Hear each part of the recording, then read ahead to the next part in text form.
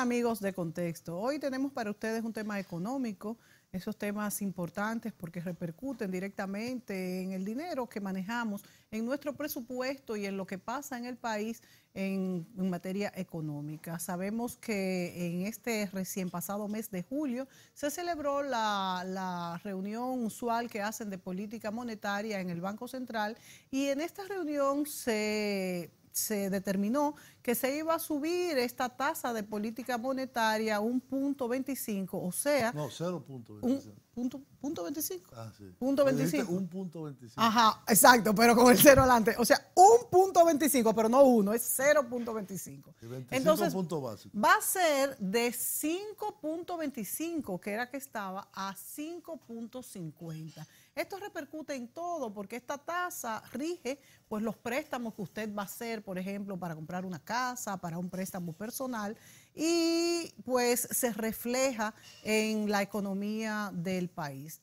Toda esta medida se debe a que la inflación, como vimos en un programa reciente que hicimos, se desplazó hasta 4,63, creo que fue, y lo que estaba previsto es 4. Recordemos que se contempla que puede ser un punto por debajo o un punto por arriba. El Banco Central, sabiamente, antes de que fuera vamos a decir, a meterse, por decir un término dominicano, en 5, pues antes de esto se tomó esta medida para frenar un poco la economía, bueno, porque se frena, obviamente frena, pues para que no se desbordara la inflación. Recordemos que en los meses finales, en agosto, septiembre del año pasado, el Banco Central asimismo pues liberó el encaje legal y la economía se dinamizó bastante y tuvimos un crecimiento positivo, pero como ya la inflación está tomando pues, vamos a decir, un poquito de fuerza, el Banco Central ha hecho esto para mantener también estable la tasa de cambio. Julio, yo quisiera que tú como economista nos dieras algunos tips también de cómo se toma esto de referencia, cómo influye, porque siempre es un poco más que se refleja en los préstamos y en la economía, para quizás que luego hablemos del crecimiento y los factores externos que tenemos en nuestra economía y el crecimiento no solo de nuestro país, sino del mundo, que se refleja pues en nuestro crecimiento, en el de Estados Unidos, que va con pleno empleo y un crecimiento bastante más grande del que pensábamos después de la política de Trump. Europa también creciendo en 2,3 creo, y la India y China creciendo creo que 7,3. 6, 9 y 7,3. Ajá, y 7,3, sí. Y la India 7,3 y China 6,6. O sea, bastante. América Latina un 2,0. De manera que, y el 2019 2,5, a pesar de la recesión que tiene en Brasil. Bueno, Venezuela 0. Venezuela hay que excluir. Sí, hay que excluirla. El caso de Venezuela deforma entonces las estadísticas de la región. Entonces hay que tomarlo porque el caso de Venezuela es un caso de sui generis específico.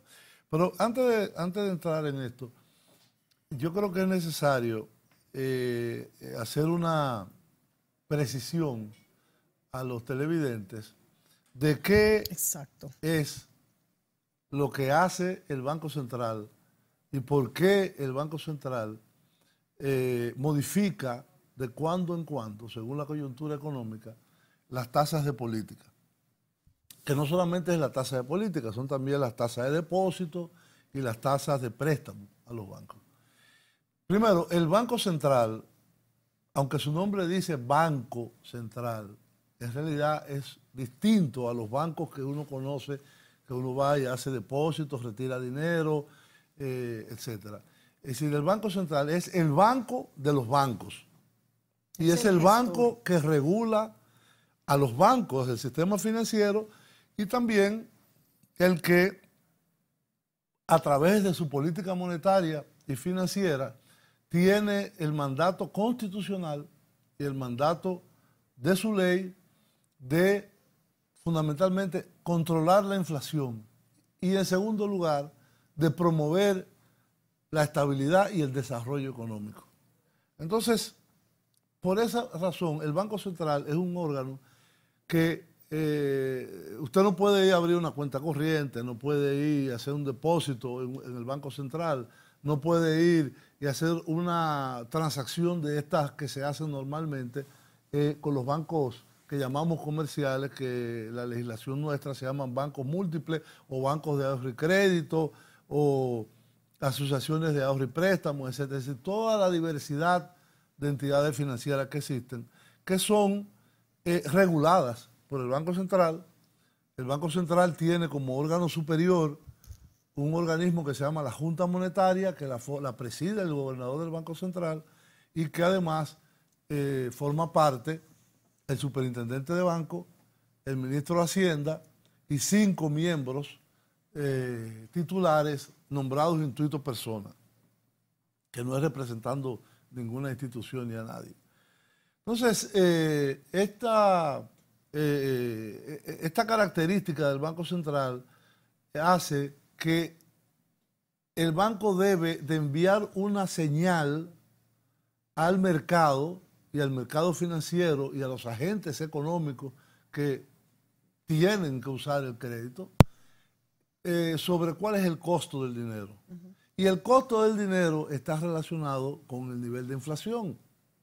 Y si el Banco Central tiene por misión controlar la inflación, entonces ese costo del dinero tiene que ser variable, no puede ser un solo valor.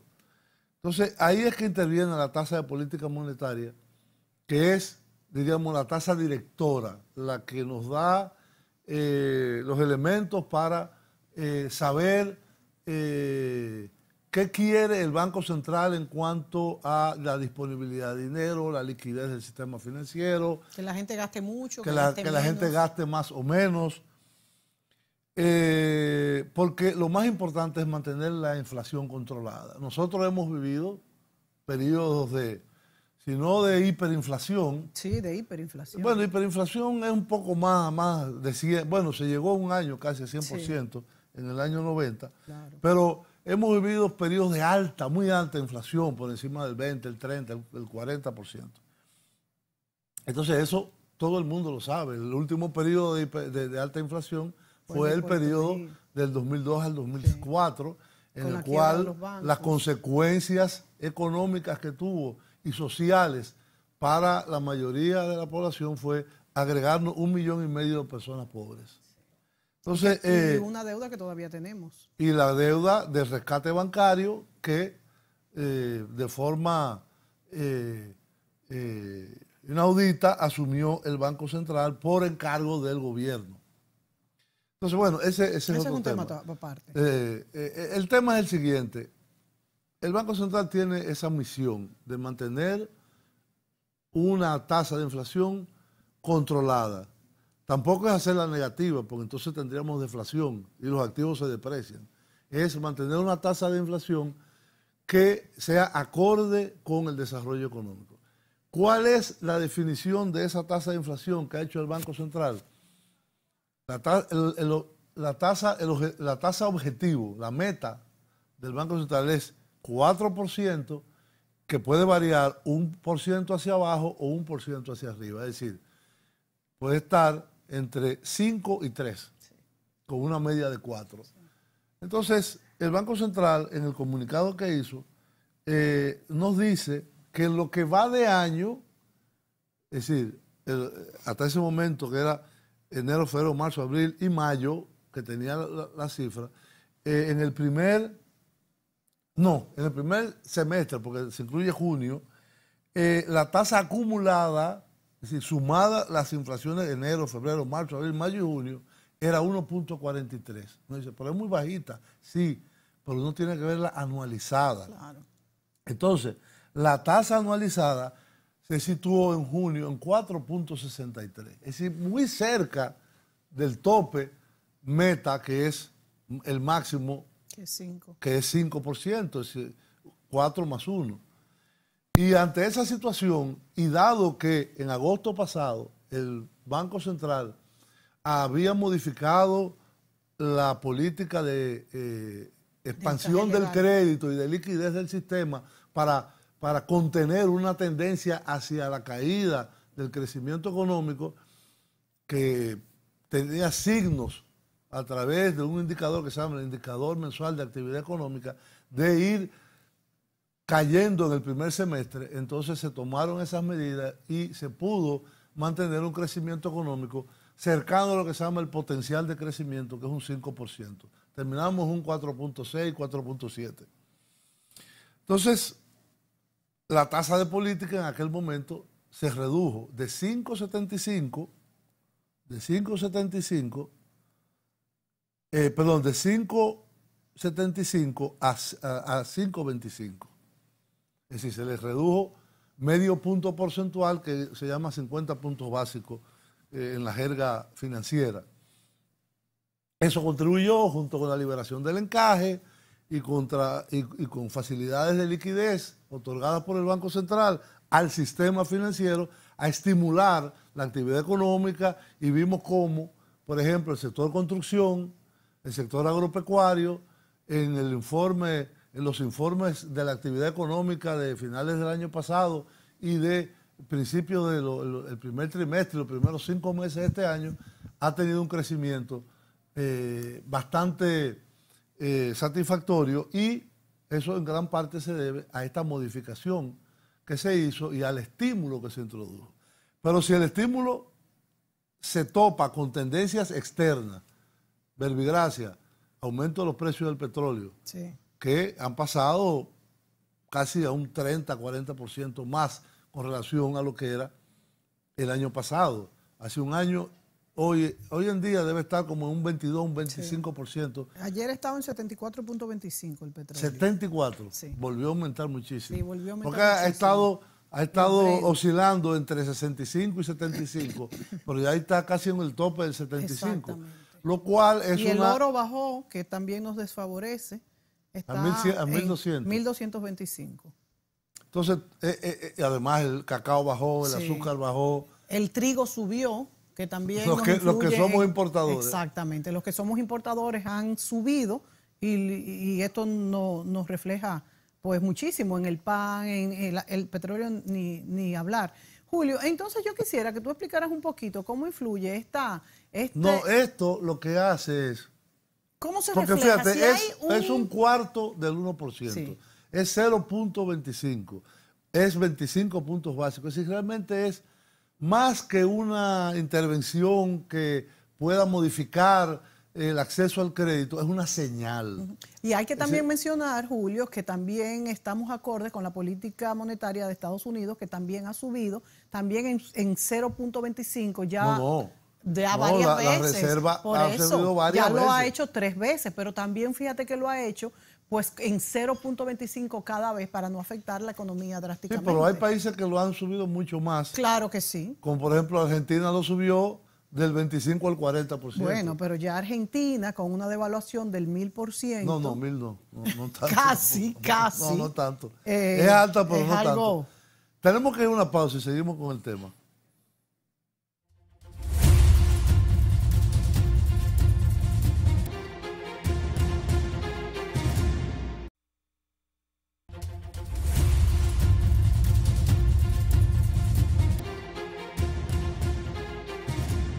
Bueno, hablamos en esta ocasión sobre el aumento de 0.25 en la tasa de política monetaria por el Banco Central de la República Dominicana, y esto también pues contiene un poco el desplazamiento hacia arriba que ha tenido la tasa del dólar, que aunque se ha mantenido dentro de los rangos, pues esto también influye. Julio nos explicaba pues cómo se refleja este 0.25 en las otras tasas de cuando usted va a coger prestado y demás. No, las tasas del Banco Central.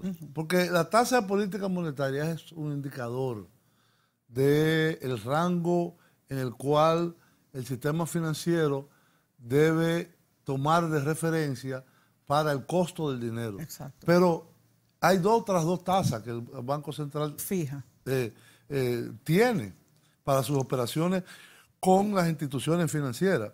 Una es overnight, la tasa de depósito, que se llama, que le dicen overnight, que es, los bancos tienen que tener en el Banco Central una cosa que se llama el encaje legal. El encaje legal que también varía, lo modifican, lo suben, lo bajan, etc. El encaje legal es la cantidad de dinero, de la totalidad de depósitos que tiene un banco, que debe estar depositado en caja en el Banco Central. Que es como una garantía. Sí.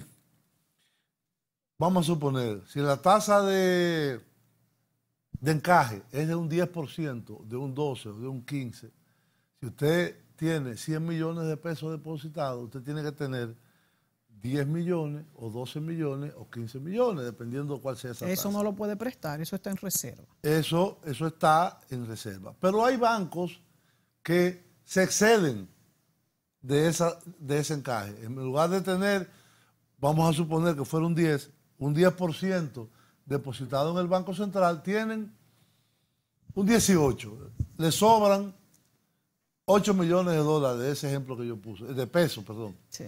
En ese ejemplo que yo puse. ¿No? Ese sobrante del encaje tiene una remuneración en el Banco Central.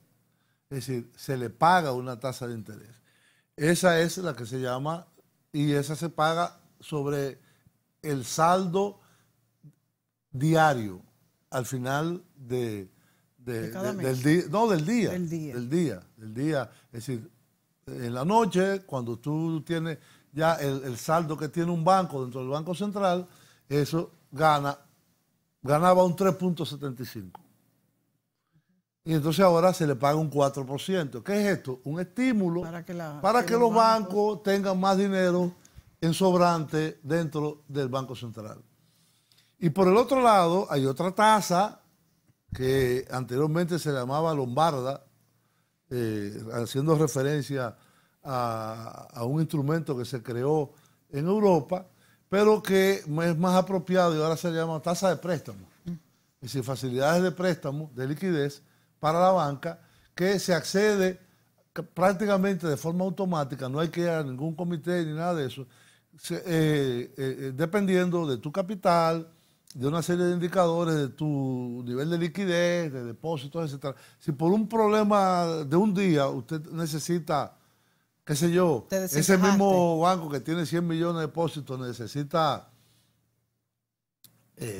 20 millones. O sea, porque no llegaste, porque no llegaste por la a lo razón que sea, porque necesitas liquidez. Sí. Porque tienes desembolsos programados, porque hay retiros que se están produciendo. El Banco Central va y lo asiste. Ahora, ese dinero tiene un costo. El costo era 6.75. Ese es el más próximo a la tasa de mercado. Y ahora es un 7. Es decir, es el costo del dinero que el Banco Central le facilita a los bancos de corto plazo, creo que son 30 días, sí. Sobre una base mensual, que el Banco Central le tiene abierta esa facilidad a los bancos. Esto no es lo que se llaman adelanto y redescuento que se usó en el pasado para darle liquidez a bancos ya en un proceso. Ya esto no se usa, Julio. Sí. Está en la ley, pero no se usan normalmente. Lo más que puede usar un banco o una institución financiera es las facilidades de préstamo del Banco Central. ¿Y estos redescuentos y adelantos? No son discrecionales, son automáticas. Esta que tú dices, la de depósito, la que le decían Lombarda antes. Ahora se llama de préstamo, tasa de préstamo. Que es un 7%. Facilidades de crédito. ¿Y esto lo hace con el sobrante de depósito overnight? No, eso es con la capacidad de emisión del Banco Central. Con la capacidad de emisión. Mira, esto, te voy a decir. O sea que tiene que emitir para esto. De acuerdo al esquema de gestión de la liquidez de corto plazo, este es el comunicado del banco. Sí. Del Banco Central, la tasa de depósitos remunerados, overnight, entre paréntesis, sube de 3.75 a 4. Sí. Anual, es decir, calculado en base anual. Claro. Y la tasa de facilidades permanentes de expansión, que le dicen repos. Sí, los repos. Los repos, se incrementa, ¿qué es la tasa de préstamo? ¿Por qué se le dice repos? Ahora mismo no me recuerdo cuál. Porque es de muy qué usual viene oír, sí, repos. Reposición, no sé. Debe ser reposición. Se incrementa de 6.75 a 7% anual. Entonces, esa tasa es la que más se acerca a lo que el mercado debe pagar por encima de esto, evidentemente. Claro. A los depósitos en el mercado financiero. Hay un criterio que se ha usado mucho en política monetaria, que es tasa de interés positiva, ¿Qué quiere decir tasa de interés positiva? Es la diferencia que hay entre la tasa de inflación y Sí, la tasa efectiva. Es decir, claro. si tú tienes una tasa de inflación de 4, para ponerlo más simple, de 4, y tú tienes una tasa de depósitos de 3, tú tienes una tasa de interés negativa de 1%. Y entonces nadie Ahora, va a poner. no nadie. Claro. Ahora, si tú tienes una tasa de interés. no, una tasa de inflación de 4,5 y tú tienes una tasa de préstamos a De las 8. entidades financieras de 7, como ahora se estableció, es positiva en 2,5%. Entonces, los sistemas financieros tienen que tener tasas de interés positivas porque si no se descapitalizan. A menos que no se quiera en un momento dado restringir totalmente la economía. Depende. Bueno, es que el sistema de establecimiento de la tasa de interés en el mercado dominicano, hay señales del Banco Central, hay facilidades de costo para los bancos o de remuneración para los bancos, pero aquí no hay, es decir, no es una tasa que los bancos tienen que acatar obligatoriamente. La demanda del mercado es la que establece, hay una libre flotación. O sea que no hay un hay libertad índice. no, hay un índice. Sí, el Banco Central te dice, el costo de mi dinero es un 7. Es un 7. Pero yo lo puedo prestar a lo que la demanda Claro, me diga. pero es un Si mercado tengo que debe mucha- haber competencia. Claro, si tengo mucha Al haber demanda, competencia, los bancos quieren tener la mayor cantidad de clientes y por lo tanto quieren poner la tasa de interés más baja, pero que cubra sus ganancias y sus operaciones. y como también. hay muchos bancos, pues esto lo regula el mercado. Esto lo regula el mercado. La ¿Cuánto tasa de está interés. ahora mismo, cuánto tú supones, según tu experiencia, que va a subir? Depende de por la. este No, muy poco, 0.25? muy poco, muy poco. ¿Pero cuánto se refleja? ¿Un 0.40, un 0.50? No, muy poco, muy poco. Yo no creo que suba más del 0.25. Del mismo 0.25 Entre 0.25 y 0.50, no más de ahí. O que se queden iguales, porque el mercado financiero es muy competitivo. Por ejemplo, la O tasa... sea que es un costo para el banco, entonces, no para el cliente en este caso. Sí. Si se queda igual. Sí. La tasa de interés de los préstamos hipotecarios es totalmente distinta a la tasa de interés a los préstamos para consumo o a la tasa de interés para la industria. Bueno, por ejemplo, hubo una vez que las asociaciones de ahorros y préstamos daban una tasa para, por ejemplo, para su vivienda mucho más baja que otras. A veces el gobierno... Lo que incluso pasa es que quiere las asociaciones de ahorros y préstamos se supone, insisto en eso, de que son entidades mutualistas Sí. que no persiguen no persiguen el ganancias y que por lo tanto lo que ellos promueven es un sistema de ahorro mutuo entre sus asociados para favorecer el Una desarrollo especie de de la vivienda. cooperativas. Se supone. Se supone, pero hemos visto que no ha sido así en la historia Bueno, del país. sí, ese es el caso. Entonces, en una época, yo me recuerdo cuando yo estaba en el Banco Central, que comenzaba la reforma financiera, se discutía mucho cómo transformar las asociaciones de ahorro y préstamo en compañía por acciones. Sí. Porque se supone que los dueños de las asociaciones de ahorro y préstamo son los accionistas. Claro. Perdón, los a los que depositantes. sí, a los que se les presta también, aunque también se le presta a otros. Sí, se le presta básicamente, sí, a todos, pero a ellos. Entonces es algo que está pendiente como la regulación, como De las veíamos en un cooperativas. programa pasado, de las cooperativas de carácter financiero, que está pendiente porque ahí hay como un hoyo negro, pequeño, porque no es muy grande, pero estamos hablando de casi decía Rojas León, que entre 180 y 250 mil millones de pesos. No es tan pequeño. No es tampoco. Yo creo que nos tenemos que ir a la pausa, Julio, pero tú hablaste de los adelantos y redescuentos y si nos acordamos de aquella época del rescate bancario, antes de eso, que los bancos usualmente solicitaban grandes adelantos y redescuentos, me surge la inquietud si no hay un límite en estos adelantos y redescuentos Claro y de que qué lo hay. depende Claro y que de lo qué hay. depende y si se respetó en Del esa capital época. del banco. ¿Y se respetó en esa época? No se respetaba. O sea que no hay un límite entonces rígido para esto.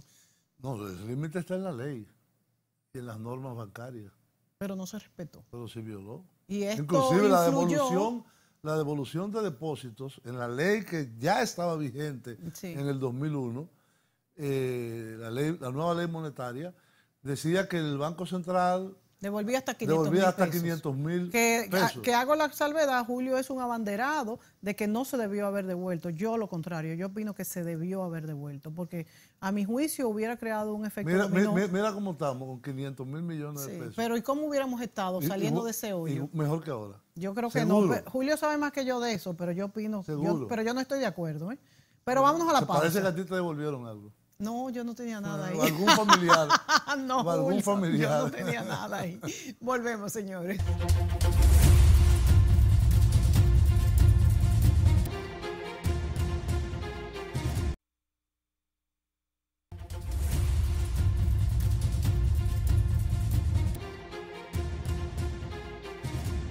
Bueno, en esta ocasión hablamos de política monetaria y de este aumento de 0.25 que ha hecho el Banco Central para mantener la inflación controlada y otros aspectos como, por ejemplo, factores externos, la subida del petróleo, la tasa de interés en los Estados Unidos que también subió y muchos otros que influyen en lo que somos económicamente en la República Dominicana en este momento, porque recordémonos que con la globalización y con el mundo moderno que vivimos, todo lo que pasa en las economías de fuera, pues se refleja directamente en lo que pasa en nuestros bolsillos y en lo que tiene que hacer el Banco Central.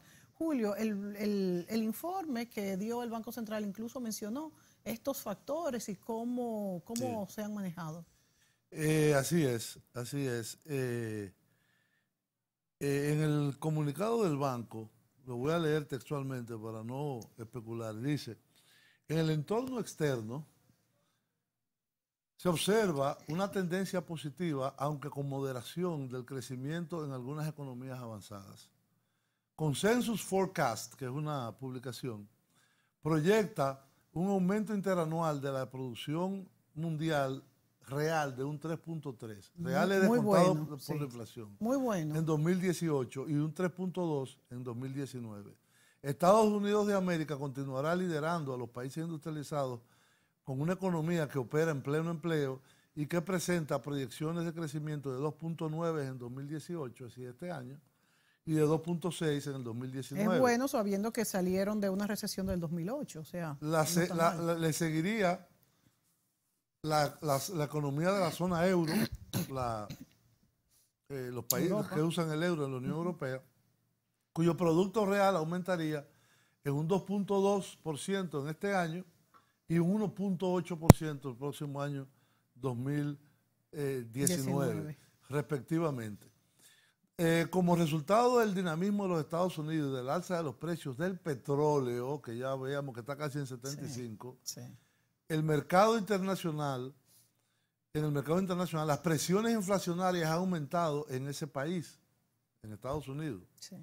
Para contrarrestarla, la Reserva Federal, que es el Banco Central de los Estados Unidos, ha continuado con su proceso de normalización monetaria, incrementando la tasa de política en 50 puntos básicos, no en 0.25. No en 0.25, la última. En lo que va de año. En lo que va de año, los pero fueron ajustes 0.25 y 0.25. de tasas de la FED continuarían en el resto del 2018 y 2019. Acordémonos que Estados Unidos estaba en tasa cero por toda la recesión que venía. Casi cero. Estuvo en casi cero. Yo creo era que 0.2, 0. Sí. Algo 0.2 creo que era. La más baja de la historia de los últimos años. En la medida en que Estados Unidos avanza en la normalización de su política monetaria, las condiciones financieras internacionales se tornan menos favorables, lo que ha incrementado las primas de riesgo y las tasas de interés a largo plazo para las economías emergentes en caso. Acuérdense que si Estados Unidos tiene una tasa tan baja, pues los capitales pueden venir más de este lado, que ya eso fue lo que pasó. Sí. Las mayores tasas de interés en Estados Unidos también han generado una tendencia apreciatoria en el dólar, lo que, unido a mayores precios del petróleo, ha contribuido a un incremento de la depreciación de las monedas de los países en desarrollo. Es importante señalar que a pesar de este entorno de cambio en las condiciones financieras internacionales, el desempeño económico de los países emergentes se mantiene en una tendencia positiva. India estaría creciendo en el 2018 en 7.3% y 7.5% en 2019, mientras China se expandiría a 6.6 y 6.4 en estos años. Es de notar una cosa, es decir, ya de los grandes países emergentes, ya la India le está pasando a China. Y acordémonos también que aunque suena alto todavía, un 6.6, acuérdense que no, China era 12%. Es lo que te digo, eran 2 dígitos, sí. Y ya después de esto ha ido bajando, y esto repercute directamente en el crecimiento de América Latina, en países exportadores como Brasil, Perú. Dice, en lo que concierne a América Latina, todas las economías, con excepción de Venezuela, presentarán crecimiento positivo en el presente año. Como región, América Latina se expandiría en un 2% en 2018 y 2.5% en el 2019, según Consensus Forecast. Y cabe destacar que este crecimiento ocurriría a pesar de la moderación que se observa, que es prácticamente menos del 1%, en algunas de las grandes economías como Argentina y Brasil.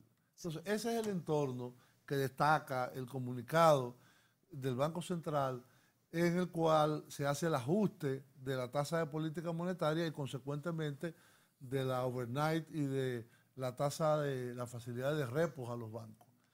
Entonces, este es un entorno que es objetivo, sí. Nosotros no podemos negarlo, y como veíamos ahora mismo, algunas materias primas, como el trigo, como el petróleo, que son las que importamos, que son las que nosotros importamos, los aceites comestibles, etcétera, están subiendo de precio en el mercado internacional, y las materias primas que nosotros exportamos, que no es la base principal de nuestra balanza comercial ni de pagos, pero que es muy importante, el oro, es muy importante el azúcar todavía, sí. El café, el cacao, todas están en unos puntos bastante bajos, y por lo tanto son elementos que no contribuyen a que la balanza de pagos esté más equilibrada. Por lo tanto, es necesario que se adopten este tipo de políticas para, diríamos, contrarrestar tendencias negativas que nos vienen de fuera,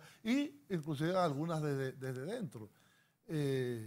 Entonces, que es el uso masivo de las facilidades de expansión que se hizo en el 2017, a partir de agosto, hasta las fechas actuales. Dirían los amigos televidentes, y esto es un clamor popular, que cuando analizamos todos estos aspectos de política monetaria macro, ¿no? Bueno, pues que cómo les influye a ustedes en sus casas, en el desenvolvimiento día a día, mensual, anual. Y tenemos que entender que sí repercute directamente, y muchas personas dicen, bueno, pero ¿de qué me vale este crecimiento de 6.6 como quizás el mes pasado si gano lo mismo? Bueno, pues muchísimo, muchísimo le influye, porque es que el dinero que circula en las calles, los precios a que usted puede comprar, este equilibrio que mantiene el Banco Central con estas políticas económicas son fundamentales y monetarias para la estabilidad del país. Recordemos los momentos que hemos vivido cuando la tasa del dólar se ha desplazado bruscamente, y la verdad es que ha sido desesperante. Más personas se van del país, emigran en un momento donde no sé ahora para dónde emigrar, que la emigración se ha puesto tan difícil, y esto le suma presión al país. De manera que sí influye. ¿A Puerto Rico? A Puerto Rico, en Yola. O a Venezuela. Bueno, ¿y tú crees que es Venezuela? O Haití.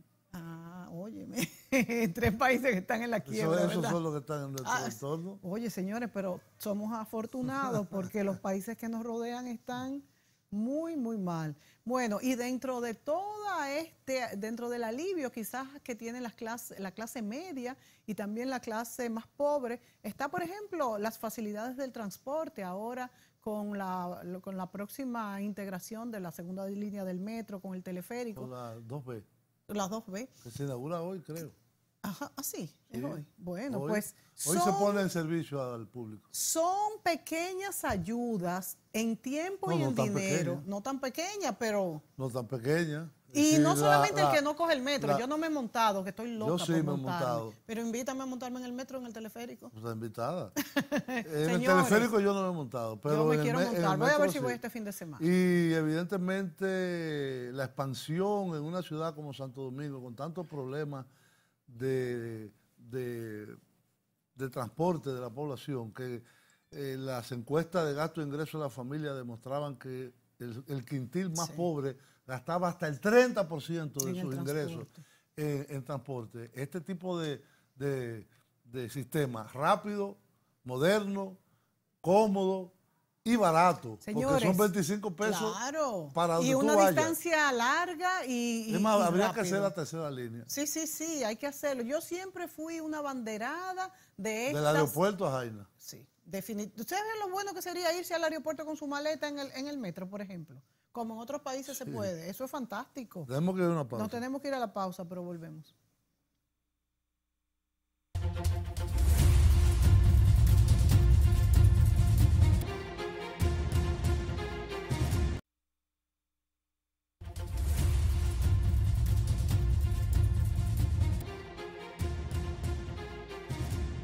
Me corregía nuestro eficiente camarógrafo que son 20 pesos, no son 25, lo que cuesta el pasaje del metro, teleférico y eventualmente hay el anuncio de que se integrarán también los autobuses.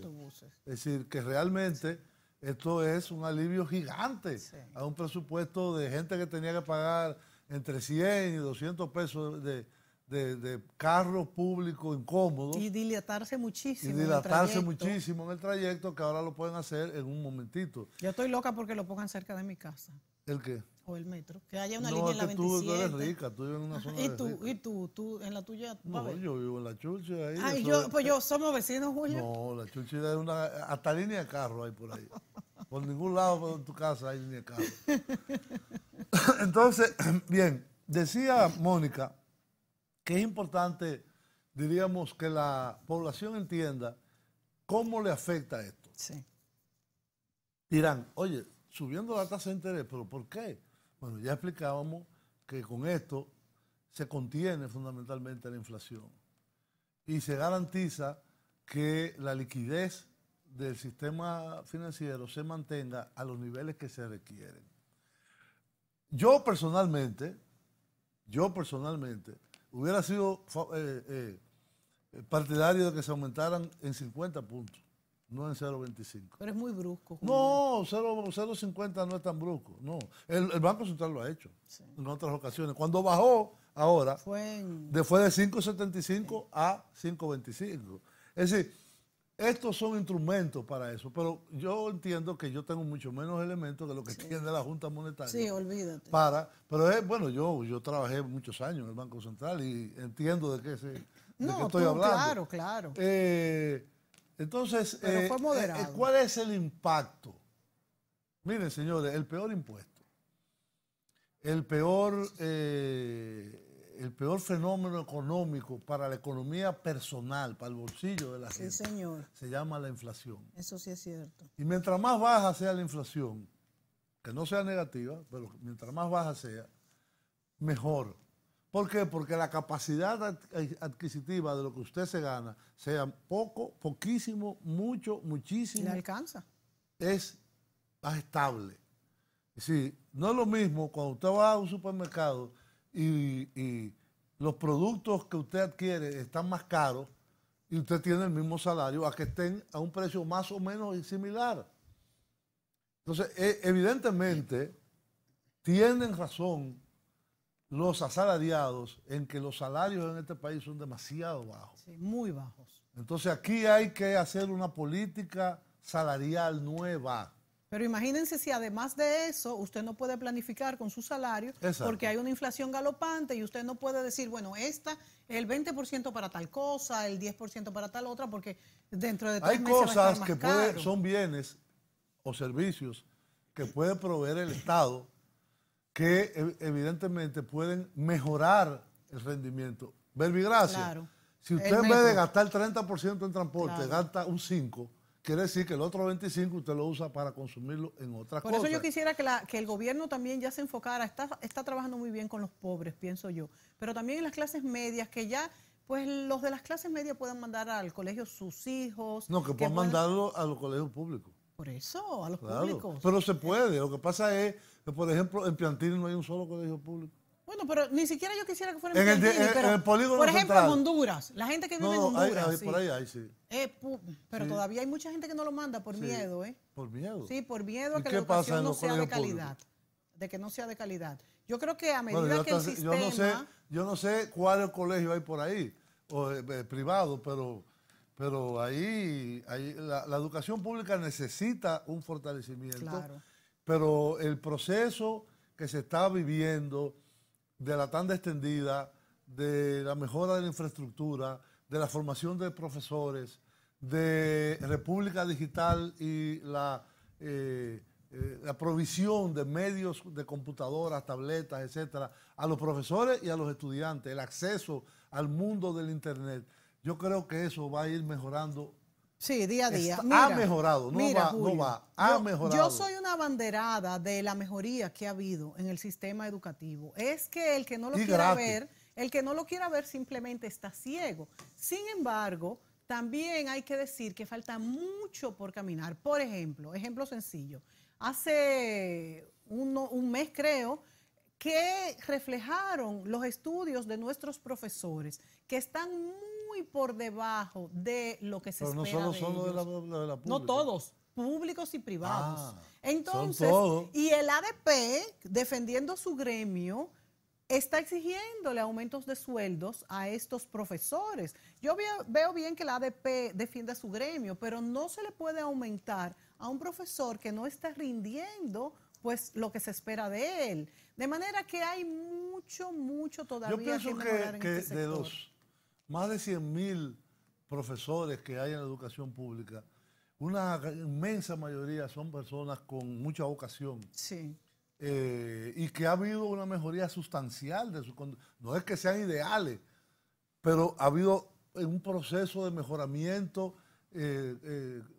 hay que seguir invirtiendo ascendente en esta parte de la calidad de vida y de, por ejemplo, el sistema de pensiones que tienen los profesores es el que yo quisiera para el país entero.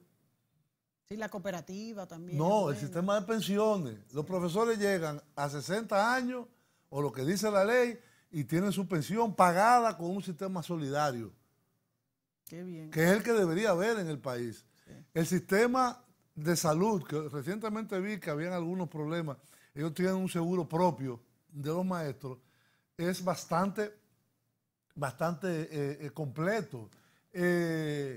Las facilidades que se les están dando para adquisición de viviendas, para la formación, se llama el INAVIMA, el Instituto Nacional, no, el INAVIMA es de Bienestar Estudiantil.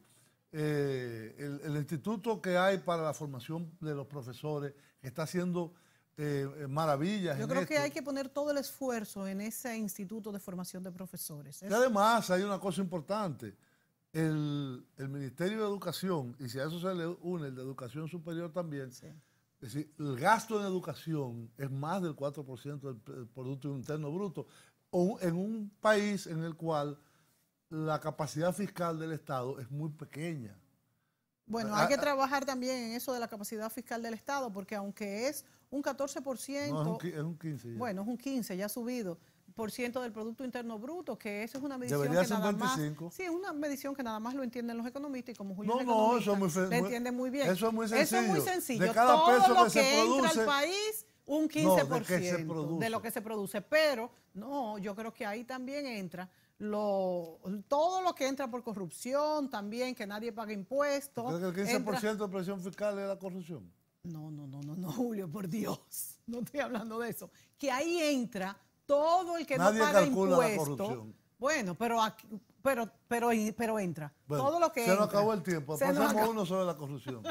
Exacto. Y su Señores, fuente en las cuentas nacionales. Ok, vamos a hacer ese con Julio Ortega Tous y yo preguntándole. Claro que voy a estar aquí. Y con otras personas especialistas también. Señores, se nos acabó el tiempo, pero lo importante es que el Banco Central, con este aumento de la tasa... A Ramón Núñez. Está bien, vamos a nuestro director, queridísimo, desde antes de ser director. Miembro de la Junta. Claro, desde antes de ser director de este canal. Señores, el Banco Central, yo siempre he dicho que tiene al gobierno parado ahí porque hace una buena política monetaria. Hasta la próxima.